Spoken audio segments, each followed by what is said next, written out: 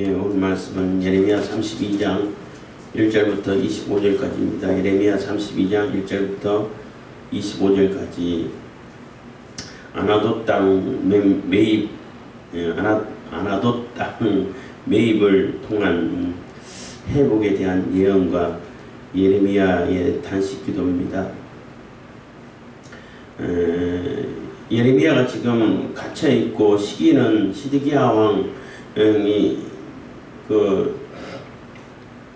제10년, 시드기야 왕의 제10년이라고 했으니까 10년, 느부갓네살의 18년 해서 어쨌든 간에 예루살렘이 바빌론 군대에 의해서 완전히 포위된 상황이고 마지막 공격을 앞둔, 그러니까 멸망하기 1년 전이라고 말할 수 있죠. 포위당해가지고 있는 상태고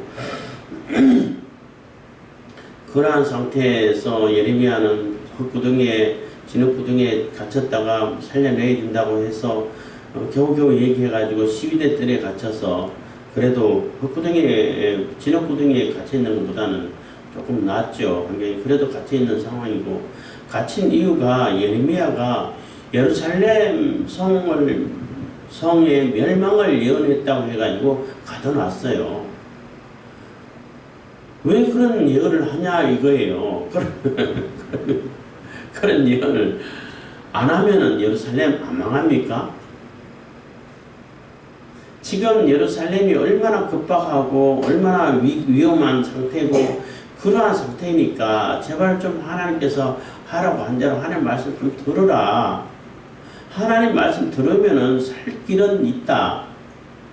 제가 여러 번 얘기했습니다만은 바빌론의 군대가 준비되기 전부터 이 예루살렘 하나님께서 멸망시키려고 한다, 치시려고 한다, 회개하라, 돌아오라 그랬으면, 그때 회개했으면 바빌론 군대가 오기도 전에 온다 할지라도 예루살렘이 무너진다든지 성전이 부서진다든지 이런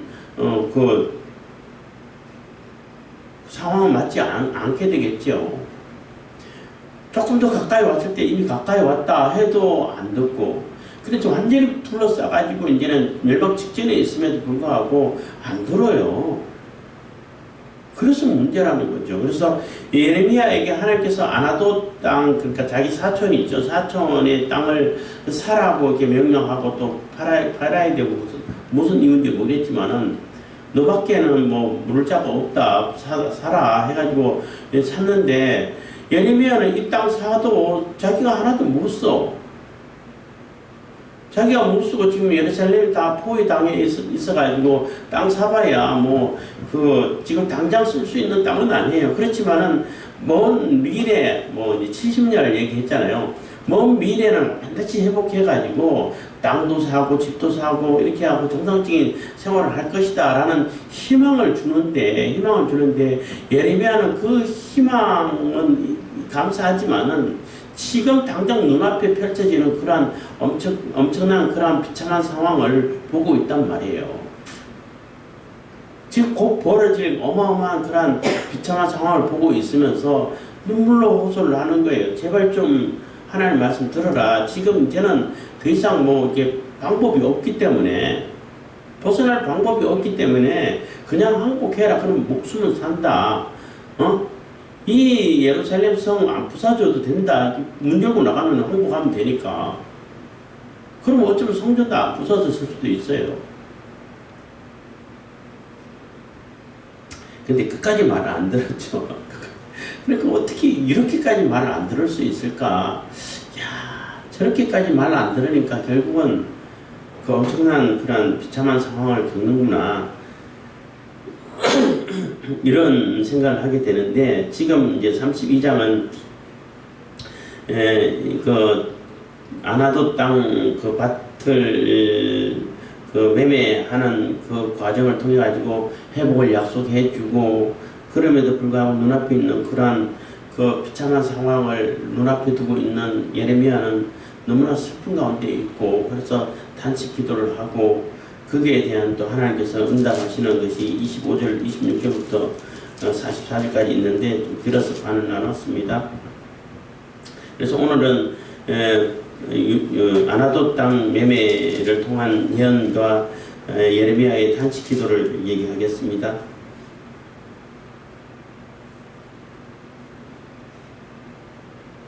재치기가 놀라다 뭐.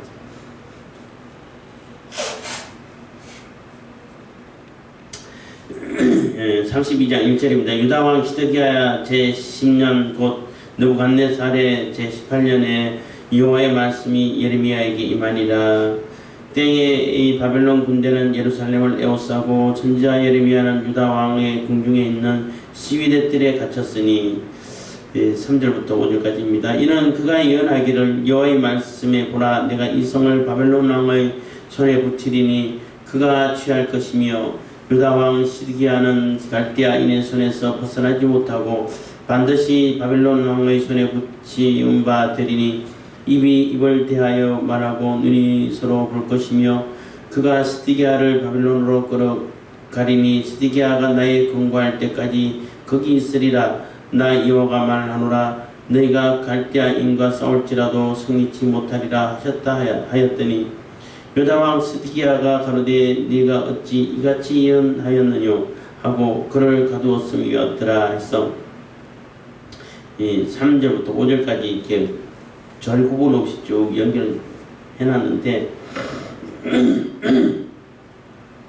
뭐 왜 이렇게 번역을 했는지 모르겠지만은 원문에는 이렇게 다 절 구분이 되어 있는데 여기는 구분 없이 쭉 연결을 해서 번역을 해놨습니다. 그래서 지금 아까도 얘기했지만은 예루살렘에 에워싸여 포위당하는 상황에 있고 완전히 멸망되기 1년 전쯤이라고 볼 수 있습니다.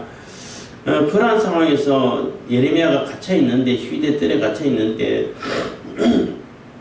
갇힌 이유가 진흙구덩이에 있다가 다시 시위대들로 옮겨오고 했는데 갇힌 이유가 이 예루살렘 성 멸망을 이렇게 예언한 거죠. 그래서 갈대아인 그러니까 바벨론 군대에게 절대 못 벗어난다. 시드기야 왕도 절대 벗어날 수 없으니까 어차피 벗어나지 못하고 어차피 붙잡혀야 되고 어차피 바벨론에 의해서 점령당해야 하면은 이 바벨론 군대를 보낸 것도 결국은 하나님께서 허락하신 거다. 하나님께서 징계로 이 예루살렘 또 유다의 악행을 인해 가지고 악행을 징벌하기 위해 가지고 바벨론 군대를 진입하도록 허락을 해줬고 그냥 버려뒀죠. 버려뒀기 때문에 이렇게 점령당하게 되는데 절대 못 벗어난다. 그러니까 지금이라도 살려고 하면은 그 군대에게 항복해라. 항복하는 것이 유일하게 살 수 있는 방법이다. 왜냐하면은 바벨론 군대가 하나님께서 보내신 징계 채찍이기 때문에 이걸 피할 수 있는 그러한 상황은 없다는 거예요. 근데 거짓 선지자들은 바벨론 군대 그게 뭔데 하나님이 하루아침에 그냥 전멸시킬 수 있어. 하나님도 전멸시킬 수 있는데 하나님께서 안 하신다니까. 하나님께서 예루살렘을 점령하라고 오히려 보냈다니까요. 하나님께서 징계를 하고 심판하시기 위해서 보낸 그 군대를 하나님께서 지금 당장 물리치시겠어요? 나중에 70년 후에 물리치신다고 약속을 했으니까 70년이나 걸린다고. 그러면 지금 당장은 점령당할 수밖에 없단 말이에요.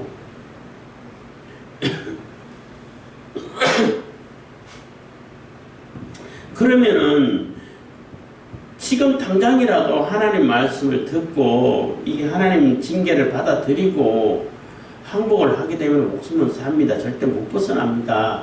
이렇게 예언하면은 그거라도 들어야죠. 예를 들어 지금까지 아무 얘기 안 타가 이번에 갑자기 나와가지고 예레미야가 이런 예언을 하면은 그게 진짜인가 긴가민가 뭐 외국노 아니야? 그 바벨론 첩자 아니야? 이렇게 얘기할 텐데 지금까지 수가 없이 예언을 해왔잖아요. 예언을 해오고 예언한 대로 그대로 다 됐잖아.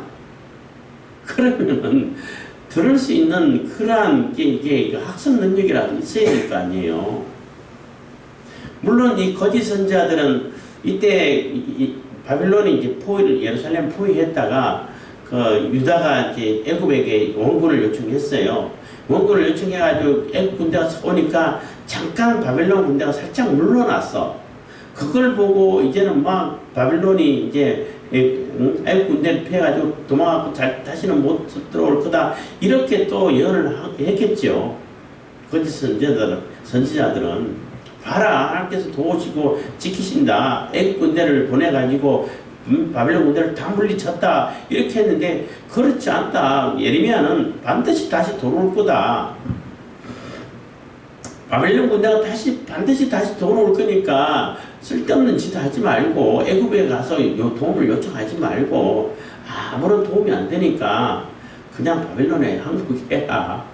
그게 유일하게 살 수 있는 길이고 지금 우리가 가지고 있는 것만큼이라도 보존을 할 수 있는 방법이다. 이렇게 수없이 얘기를 했음에도 불구하고 안 들어요. 그래서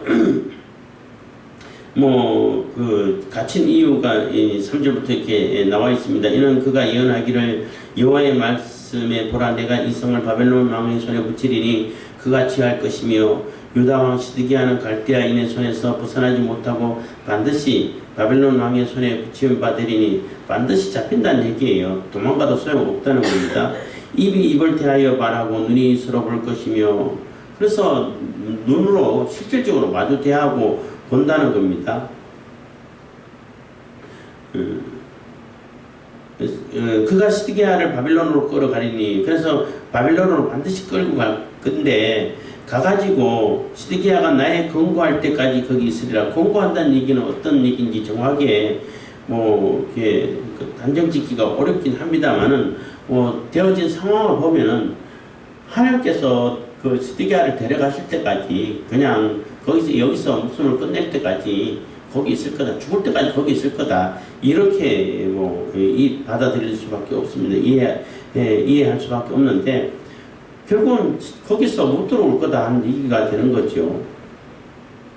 나 여호와 말하노라 너희가 갈대아인과 싸울지라도 승리치 못하리라 하셨다 하였더니 그래서 너희가 갈대아인과 싸울지라도 승리하지 못한다 라는 얘기는 그만큼 거짓 선지자들이 조금만 싸우기만 하면 싸움을 막 이렇게 흉내만 이렇게 내도 하나님께서 다 물리쳐가지고 그 갈대아인 그러니까 바빌론 군대들 싹 썰어버린다. 다 전멸시켜버린다.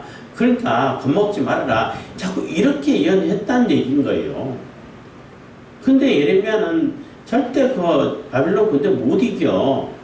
왜냐하면 하나님께서 보내신 채찍이니까. 심판이니까. 하나님께서 안 도와주시니까. 유다를 안 도와준다는 거예요. 그러니까 못 이긴다라고 해도 안 듣는다는 거죠. 그래서 너희가 갈대아인과 싸울지라도 승리치 못하리라 하셨다 하였더니 유다 왕 시드기야가 가로되 네가 어찌 이같이 예언하였느뇨 하고 그를 가두었음이었더라 해서 네가 왜 그렇게 예언을 하냐? 네가 그렇게 예언했기 때문에 예루살렘이 이렇게 어려움 당한다라고 얘기를 하는데 그런 논리잖아요. 그런데 그렇지 않지. 지금 이런 어려움을 당하니까 하나님께서 미리 가르쳐 주셔가지고 이런 상황이 되니까 이런 상황에서 벗어날 수 있는 길이 있으니까 하나님 말씀 좀 들으라 하는 얘기인데 네가 그런 예언을 했으니까 이렇게 된 거야. 예언 안 하면 이렇게 하면 그렇게 안 되나요? 예레미야가 예언 안 하고 예레미야를 가두고 예레미야를 심지어 죽이면은 하나님이 심판을 안 당합니까? 더 심하게 당하겠죠. 물론 말 들으나 안 들으나 당하는 거 똑같이 되겠지만은 똑같이 당하는 심판인 거예요. 그래서 어차피 똑같이 당하는 심판인데 이 심판에서 벗어날 수 있는 길이 있다. 물론 완전히 벗어날 수는 없죠. 왜냐하면 내가 지은 죄가 있기 때문에 그 죄에 대한 처벌은 받아야 되니까 피해를 최소화할 수 있는 길이 있다. 제가 여러 번 비유를 듣잖아요. 음주운전 자체를 하면 안 돼. 음주운전 하면 안 되는데 또 어떤 사람이 자기도 모르게 음주하고 그냥 잠깐 끌고 간다고 끌고 가다가 단속되잖아요. 단속되면은 그 단속에서 그대로 받아들이는 수밖에 없어요. 면허 정지되면 정지 먹어야 되고 심지어는 면허 취소해도 취소당하는 것밖에 없고 그게 가장 피해를 최소화하는 것이에요. 근데 그거 피하겠다고 술 만취돼 가지고 그 완전히 면허 취소감이야. 근데 그거 피하겠다고 그냥 그 경찰 매달고 달리고 막 가다가 막 차 들이받고 그러면 안 잡히나요? 그러면 도망갈 수 있냐고. 도망갈 수 있으면 그럴만도 하다 할 텐데 도망 못 가. 결국은 잡혀. 잡힐 뿐만 아니라 그동안 그러니까 다 카메라로 찍혔기 때문에 뭐 정황성 넘었던 거, 옆에 차 박았던 거, 쭉 도망갔던 거, 차 매달고 갔던 거, 그 다 가중돼 가지고 벌을 받는단 말이에요. 심지어는 경찰을 매달고 달렸으면 살인 미수가 되는 거예요. 죽었으면 살인죄가 되는 거고. 그 어마어마한 죄를 왜 더하냐는 거지. 내가 이미 잘못했으면 잘못하지 말아야 되는데 잘못했으면 잘못한 데 대한 거기에 대한 처벌만 받으면 되잖아. 그거는 받아들여야죠.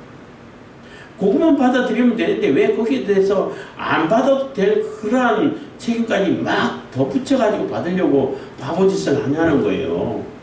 그래서 단속 당했으면은 그냥 뭐 어쩔 수 없이 그거는 받아들이라는 거예요. 그게 피해를 최소화하는 것이라는 거죠. 그거 피하겠다고 도망갔다가 이 차 받고 저 차 받고 결국은 다 잡혀가지고 그 엄청난 죄를 다 받으려고 하면은 그거 감당이 되겠냐는 겁니다. 이스라엘도 마찬가지예요. 지금 하나님 말씀 안 듣고 악을 더해가지고 악한 행동을 악하게 살아왔기 때문에 악한 삶을 살아왔고 하나님 말씀 하나도 안 듣고 무시하고 가전 우상 다 숭배하고 또 가전 폐악질 다 하고 가전 악한 짓 다 하고 이러고 있기 때문에 하나님께서 심판하신다고. 하나님께서 심판하신 채찍이다. 그러면은 우리가 너무 잘못해서 하나님께서 심판하시는구나. 이제는 다시 하나님의 말씀대로 살아야겠다. 그렇지만 지은 죄가 있기 때문에 요거는 최소한 요 정도는 받아들여야지 하고 받아들이면은 그걸로 끝난단 말이에요. 근데 그거를 죽으라고 안 받아들이겠다고 그 예언하는 예언자를 없애면은 그 심판이 안 오나요? 오죠, 당연히. 그러니까 왜 그런 어리석은 바보짓을 하냐는 겁니다. 그러니까 예레미야가 얼마나 속이 타고 막 속에서 그냥 얼마나 슬프겠냐는 거예요. 아무리 얘기를 해도 안 들어. 그러니까 예레미야가 얘기 안 하다 지금만 얘기하면 사람들이 의구심이 생길 수도 있다는 거죠. 근데 지금만 얘기하는 게 아니야. 미리부터 수없이 얘기를 하고 또 수없이 예레미야가 예언한 대로 이루어지는 것을 눈으로 다 봐. 실질적으로 눈으로 보고 하나냐 선지자인가요? 거짓 선지자였는데 너 그렇게 얘기하면 너 죽을 거야 했는데 몇 달 안 되고 죽었잖아요. 그럼 진짜네? 이렇게 해야 되는데 어쩌다 우연히 죽었나 보다. 그리고 예언한 대로 다 되고 있고 실질적으로 지금 완전 둘러싸고 있잖아. 애굽이 와가지고 잠깐 물러나지만 다시 들어온다 했는데 들어와가지고 둘러싸고 있잖아. 그러면은 예레미야가 보는 시각이 맞구나. 예레미야가 보는 요즘 말로 하면은 국제정세를 해석하는 그 해석이 맞구나 하고 따라야지. 근데 안 따른다는 거예요. 예레미야는 또 그런 인간적인 눈으로 가서 통찰력을 가진 것이 아니라 하나님께서 하시고자 하는 그 일을 또 메시지를 받고 하나님께서 하신 말씀을 듣고 그 말씀을 그대로 전하고 있는데 안 받아들인다는 겁니다. 그러니까 얼마나 예레미야가 가슴이 터질 것 같고 통탄하겠냐는 겁니다. 6절입니다. 예레미야가 가로되 여호와의 말씀이 내게 임하였나니라 이러시기를 7절 보라 내 숙부 살롬의 아들 하나멜이 내게 와서 말하기를 네게 와서 말하기를 너는 아나도스에 있는 내 밭을 사라 이 기업을 물을 권리가 네게 있느니라 하리라 하시더니 하나님께서 미리 얘기를 해주셨어요. 하나 더 너 사촌이 와가지고 밭을 사라고 한다. 너만 기업을 물을 수 있는 권리가 있다. 이렇게 할 거니까 그거 사라는 거예요. 8절 여호와의 말씀같이 너희 숙부의 아들 하나멜이 시위대 뜰 안 내게로 와서 이르되 청하노니 너는 베냐민 땅 아나돗에 있는 나의 밭을 사라. 기업의 상속권이 내게 있고 물을 권리가 내게 있으니 너를 위하여 사라 하는지라. 내가 이것이 여호와의 말씀인 줄 알았으므로 9절 내 숙부의 아들 하나멜이 아나돗에 있는 밭을 사는데 은 17세겔을 달아주되 정서를 써서 임봉하고 증인을 세우고 오늘 저울에 달아주고 법과 규례대로 임봉하고 임봉치 아니한 매매 정서를 내가 취하여 나의 숙부의 아들 하나멜과 매매 정서의 인친 증인의 앞과 시위대들의 안전 유다 모든 사람 앞에서 그 매매 정서를 마세야의 손자 네리야의 아들 바룩에게 붙이며 그들의 앞에서 바룩에게 명하여 이르되 너는 만군의 여호와 이스라엘의 하나님이 이같이 말씀하시기를 너는 이 정서를 곧 임봉하고 임봉치 않은 매매 정서를 취하여 토기에 담아 많은 날 동안 보존케 하라. 만군의 여호와 이스라엘의 하나님 내가 이같이 말하노라. 사람이 이 땅에서 집과 밭과 포도원을 다시 사게 되리라 하셨다 하니라. 해서 그 밭을 사는 그러한 그 매매 매매가 성사되는 그러니까 밭을 사는 그런 매매 과정을 상세하게 이렇게 얘기를 하고 또 뜰에 갇혀 있지만 바룩을 통해 가지고 또 정인들을 부르고 또 정서 가지고 거기 임봉하고 이런 과정을 다 법적인 절차대로 그냥 이거 사세요, 이거 가지세요, 이거 지금 급하니까 뭐 대강 이렇게 합시다 이게 아니라 그 법적인 절차 하나 다 세세하게 밟아가지고 이렇게 하고 그리고 또 이게 정서를 2개를 써가지고 하나는 임봉 봉에 이게 뜯으면 안 돼. 다 이게 한데 또 하나는 임봉하지 않아요. 왜냐하면은 그 임봉한 정서가 어떤 내용인지를 다 알아야 되잖아요. 똑같이 써가지고 그래서 이제 또 2개 가지고 있고 이렇게 하는데 예레미야는 이거 2개 다 항아리에 넣어가지고 오래 보존할 수 있도록 왜냐하면 오랜 후에 쓸 거니까 이렇게 하라고 했는데 그 얘기는 그러니까 70년 이후 그러니까 오랜 시간 이후에 70년 더 지나가지고 그때는 정상적인 생활이 가능하다는 거예요. 정상적으로 땅을 사고 팔고 또 그것을 보존하고 이게 다 증인 앞에서 이렇게 하고 지금 그 예레미야가 실질적으로 보여주고 있잖아요. 이런 모습이 정상적인 그러니까 예레미야는 감옥에 갇혀가 시위대 뜰에 갇혀가지고 이렇게 하고 있는데 갇히지 않고 정상적인 생활에서 이렇게 할 것이다, 이렇게 회복될 것이다, 하나님께서 회복을 약속하셨다라는 그런 메시지를 주는 거예요. 그러니까 지금은 굉장히 어려운 상황에 있고 지금 위기 가운데 있고 완전히 포위돼 가지고 완전히 멸망 직전에 있지만은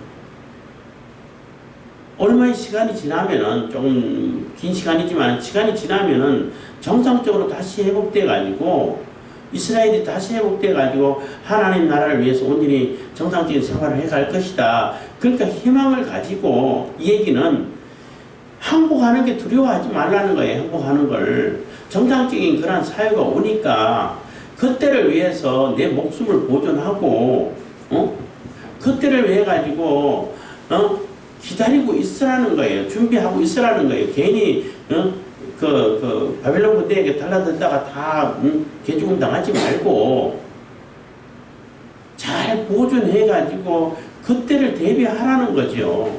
그것을 미리 얘기를 하고 해주고 있는데 문제는 안 듣는다는 얘기인 겁니다.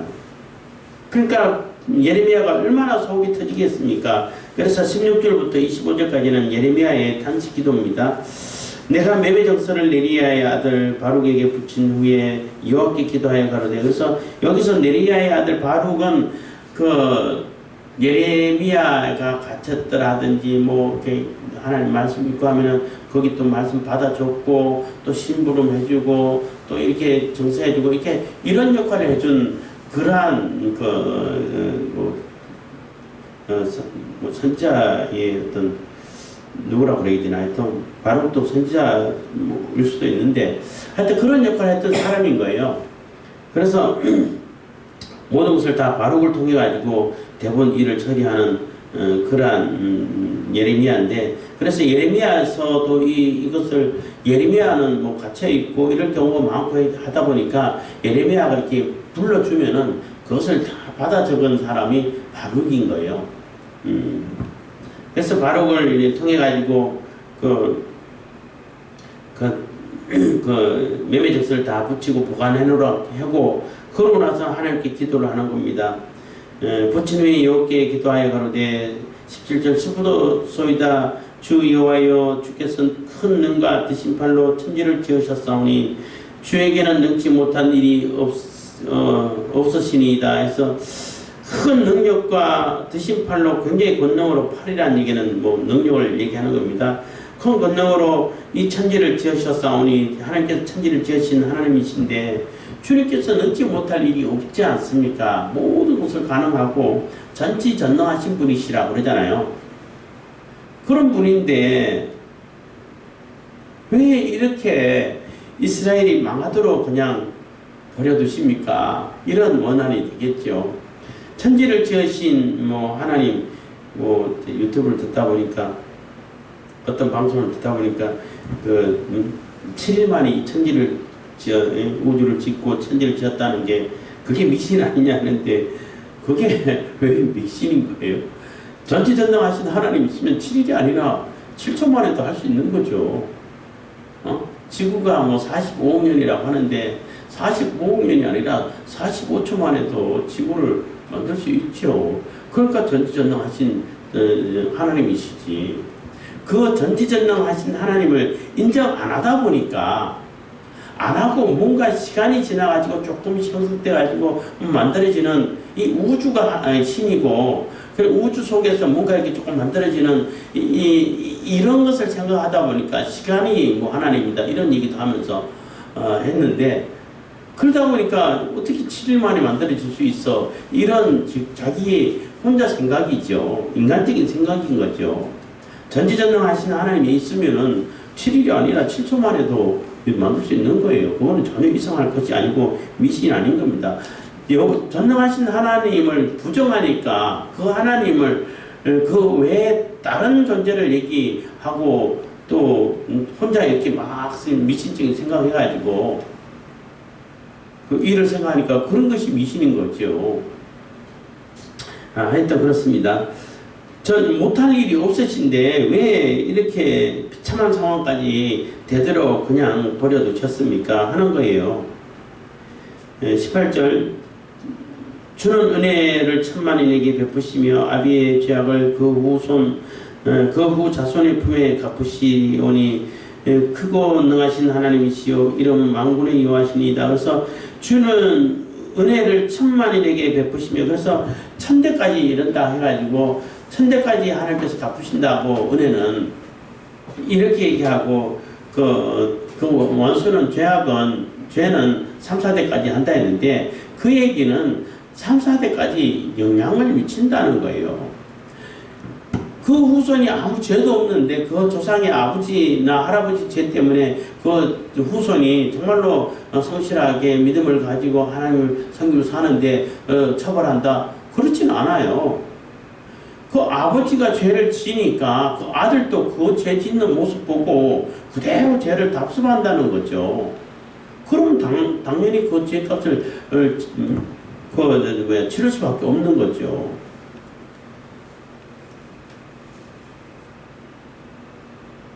하나님께서는 은혜를 천만인에게 갚으시는데 그 죄악을, 아비의 죄악을 그 자손의 품에 갚으신다는 얘기는 그 죄악이, 그 아비의 죄악이, 아비가 그 부모님이 죄악을 짓고 악을 행하고 악한 행습을 따라 살고 그러면은 그 자손도 그대로 그냥 답습하게 되고 영향을 받을 수밖에 없다라는 얘기가 되는 거예요. 그렇지만 그게 오래 안 간다는 거죠. 오래까지 사실 뭐 그러다 보면 하나님 심판을 당하고 하다 보면은 후손이 뭐 얼마나 가겠어요? 다 망하고 없어지지. 그러니까 3, 4대밖에 못 가는 겁니다.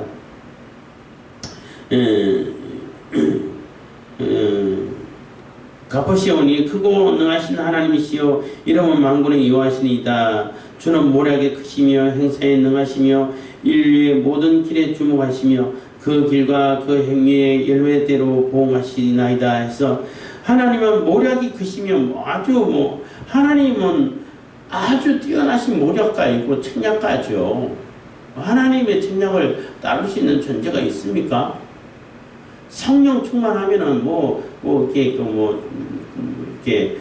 전략 같은 거 필요 없다고 그런 얘기하는 사람을 들었는데 그 얼마나 하나님을 모욕하는 것인지 몰라요. 하나님 성령께서 책략이 없고 하나님께서 전략이 없는 그러한 성령이라 그러면은 하나님이 얼마나 무식하다는 얘기밖에 안 되잖아요.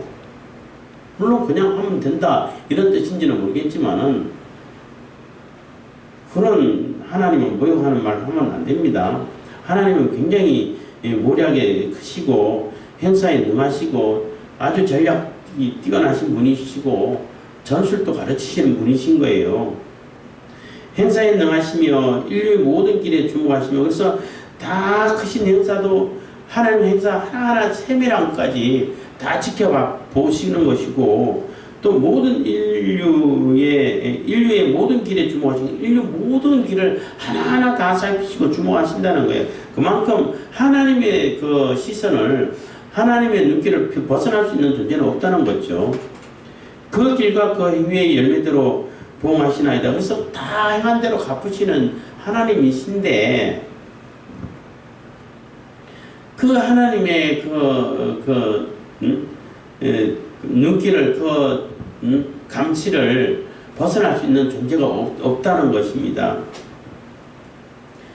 주께서 애굽 땅에서 징조와 기사로 행하셨고 오늘까지도 이스라엘과 외인 중에 그같이 행하사 주의 이름을 오늘과 같이 되게 하셨나이다. 그래서 다 살피시고 이 모든 역사를 주관하시는 하나님이신데 그 하나님이 이스라엘을 택해가지고 이스라엘에게 이렇게 이 땅을 주시지 않으셨습니까?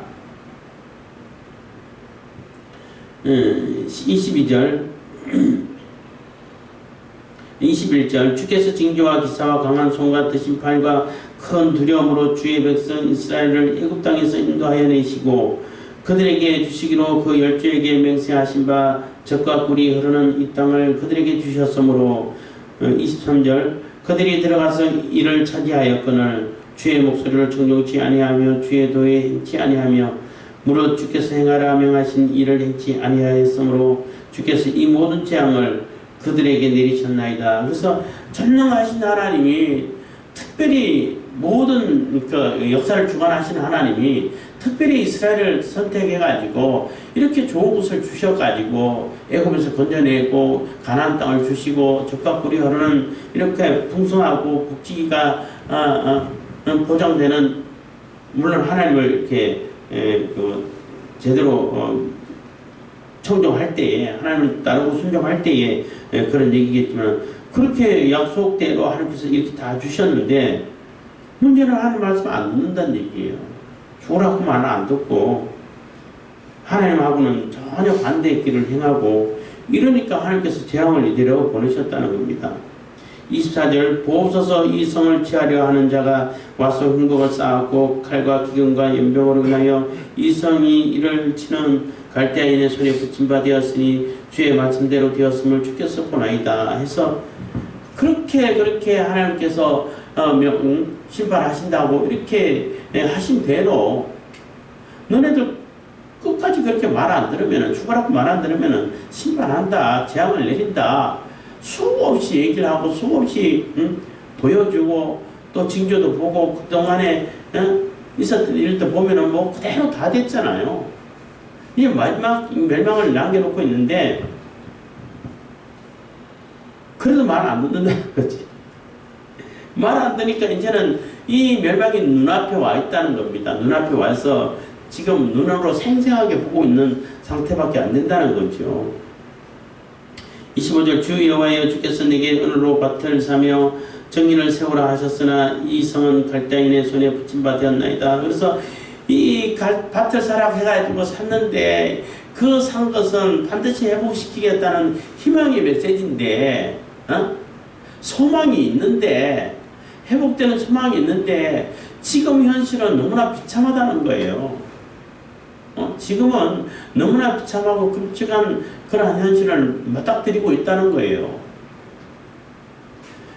그러면은 제발 좀 얘기를 듣고 제발 좀 얘기를 듣고 그 희망찬 미래 약속 그것을 붙들고 그것을 준비하는 사람이 돼야지.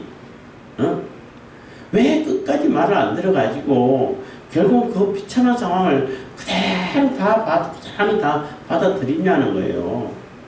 어떻게 하면 피해를 최소화할 수 있을까? 이걸 고민해야죠. 그거는 하나님 말씀 듣고 순종하는 길밖에 없어요. 그걸 피한다고 피해지냐 하면은 못 피한다니까. 아까도 예를 들었지만은 음주운전 단속돼가지고 그거 도망간다고 하고 도망가지겠냐고. 안 잡히겠냐고요. 응? 잡히죠. 아주 운전 실력이 뛰어나가지고 요리조리 다 피하고 막 달려간다 하더라도 결국 잡혀요. 왜냐하면 연료가 떨어지거든. 뭐 전기차 같은 경우는 완전히 뭐 방전이 될 것이고 그럼 잡히죠. 그러니까 왜 그런 바보짓을 하냐는 거예요. 잘못을 하지 말고 그런 음주운전 같은 그런 말도 안 되는 짓거리를 하면 안 되지. 처음부터 하지 말아야죠. 그럼 그런 일은 아예 없어요. 그러면은 지금 그런 일을 하지 말아야 되는데 했으면은 한 거에 대한 내가 처벌을 받아야겠다. 그 최소한 요 정도 처벌은 내가 뭐 감수할 수밖에 없다라는 그런 의식을 가져야죠. 근데 끝까지 하나님 말씀 안 듣고 있으니까 예레미야는 너무나 속이 터지는 거예요. 그래서 하나님께 호소를 하는 거예요. 하나님께서 이거 다 주셨는데 하나님께 전지전능하시고 다 이룰 수 있는데 왜 이스라엘 백성들 이렇게 망하는 데까지 그냥 보고만 계십니까? 하나님께서 보고만 계시지는 않았죠. 수없이 얘기를 했지. 그러니까 예레미야 입장에서는 강제로라도 마음을 그냥 뭐 뒤집어 가지고 좀 해결시키면 안 되겠습니까? 이런 마음이 있지 않나 이런 생각 들어요. 그러면 얼마나 좋겠어요. 근데 자원하는 심령을 보시는 거예요. 하나님은 강제로 물론 이제 성령께서 내주하시면은 성령께서 인도하셔가지고 자꾸 깨우쳐 주셔가지고 돌이키게 하지만은 결국 깨우쳐서 돌이키는 것은 내가 해야 되는 거예요. 그래서 예레미야의 이 탄식과 함께 25절을 마치게 되는 것입니다. 그래서 우리가 하나님 말씀이 들려질 때에 그 말씀에 순종한다는 것이 얼마나 큰 복이라는 것을 우리가 기억하셔야 돼요. 조금 내게 불편하고 내가 이게 뭐 속된 말로 쪽팔리는데 모양 빠져 체면이 안 써 이런 얘기 제발 하지 말고 그 내용을 보라는 얘기죠. 하나님께서 왜 이렇게 순종을 요구하는가? 왜 하나님 말씀 들으라고 얘기하는가? 그 하나님 말씀에 순종한 그 이후에 순종과 함께 순종함과 동시에 하나님께서 주시려고 하는 그 은혜를 보라는 거예요. 그 복을 보라는 거예요. 하나님께서 많은 복을 가지고 많은 은혜를 가지고 주려고 이 말만 들으면 줄 거야 하고 기다리고 있는데 그건 안 보고 이게 뭐 모양이 빠져 뭐 가오가 안 서 이런 얘기 하지 말고 하나님의 말씀은 순종하고 따르는 것이 가장 복된 것이에요. 안 들으면은 하나님 말씀 안 듣고 계속 버팅길수록 내가 받아야 할 피해와 내가 받아야 할 고난과 고생과 재앙은 점점점 불어날 수밖에 없어요. 그래서 하나님 말씀을 들을 때에 하나님 말씀이 제일 먼저 이렇게 들려졌을 때 바로 순종하는 것이 가장 큰 복이에요. 가장 주어지는 혜택이 은혜가 가장 많아요. 그래서 한 번 거절하고 두 번째 하면은 조금 이제 은혜가 감소되고 그래도 이게 받는 은혜가 있어. 세 번째는 또 달라요. 세 번, 네 번 거절하다 마지못해 들으면은 마지못해 들으면 그것조차도 복이 된 거예요. 사실은 마지막에 순종했다는 거. 근데 처음에 받아야 할 그 은혜는 많이 못 받죠. 그 복과 혜택은 많이 줄어들었겠죠. 그래도 굉장히 큰 복이죠. 근데 이스라엘은 그것조차도 안 들었다니, 끝까지 안 들었다는 얘기예요. 그러니까 끝까지 안 들으니까 끝까지 재앙만 받는 거죠. 그래도 하나님께서는 그 재앙 뒤에 70년 후에는 회복시켜 주겠다고 약속을 해주시는 거예요. 그래서 예레미야에게 밭을 사는 그러한 그 상징적인 그러한 일을 통해 가지고 반드시 회복시켜 주시고 정상화 시켜 주겠다 하고 약속하시는 것입니다. 그래서 하나님의 그 베푸신 은혜를 늘 기억하고 하나님께서 약속해 주시는 그 회복의 약속을 기억하시면서 그 회복되고 하나님께서 주신 그 복을 상상하고 기대를 하면서 그것을 받을 수 있는 준비를 하면서 하나님 말씀 순종하는 것이 그게 복된 삶인 것이지. 지금 당장 내가 지금 체면 안 쓴다고 모양 빠진다고 말 안 듣고 끝까지 자기 고집 피우고 자기 욕심대로 자기 고집대로 살면은 받는 건 재앙밖에 없어요. 아무리 자기가 뭔가 이렇게 좀 뛰어난 지식을 가졌다 할지라도 그 뛰어난 지식이 하나님 앞에 있어봐야 그 도토리 키재기밖에 안 돼요. 그게 다 아니에요. 다 아니기 때문에 그거 믿고 모든 것을 다, 모든 종교는 다 똑같아. 모든 것을 내가 다 알아. 그런 그 무식한 어리석은 말을 하면 안 돼요. 다 알아봐야 거기서 거기까지예요. 인간의 머리가 거기서 거기까지지. 좀 더 좋고 사람들이 볼 때 조금 더 좋고 조금 덜 좋고 이런 차이가 있을 뿐인 것이지 하나님 보실 때 그건 똑같은 거 아니에요. 도토리 키재기지. 도토리 커봐야 거기서 고기지. 안 그래요? 그러니까 우리는 어리석음에 빠지지 말고 하나님 말씀에 순종하면서 하나님의 은혜를 받고 복을 받는 그러한 삶을 사는 그러한 저와 여러분들 다 되기를 바라겠습니다. 기도하겠습니다. 사랑해 주시는 감사합니다. 이 시간에도 은혜와 복을 주시는 감사드립니다. 저희들의